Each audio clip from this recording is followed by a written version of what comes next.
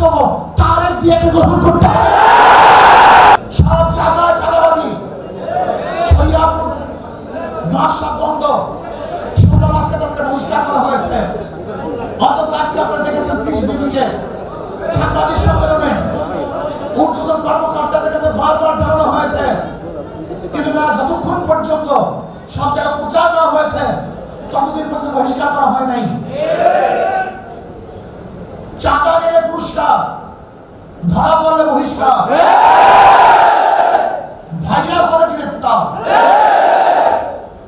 কি ভেবেছেন বাংলাদেশের মানুষ বোকা? দল এই খুনের দায়িত্ব গ্রহণ করবে না।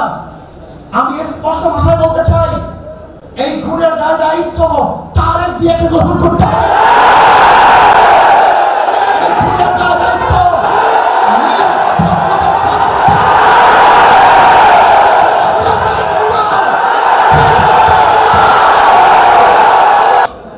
আজকে বিএনপি ক্ষমতা যাওয়ার আগেই তার পতন করবে।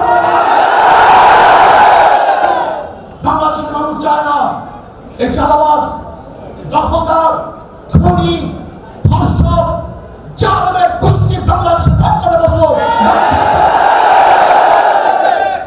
আমি ঘুমাতে পারিনি, ওই দৃশ্যটা আল্লাহর কসম, আমি শুধু ওই দৃশ্যই আমার চোখে সে ভাসছিল, বিশ্বাস করতে পারি নাই।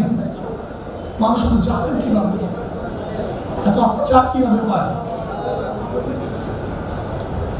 জালেমের গোষ্ঠী, খুনি গোষ্ঠী শোনো, এক আবু সাঈদের হত্যায় আওয়ামী লীগের মাসনাদকে ধ্বংস করে ফেলেছে।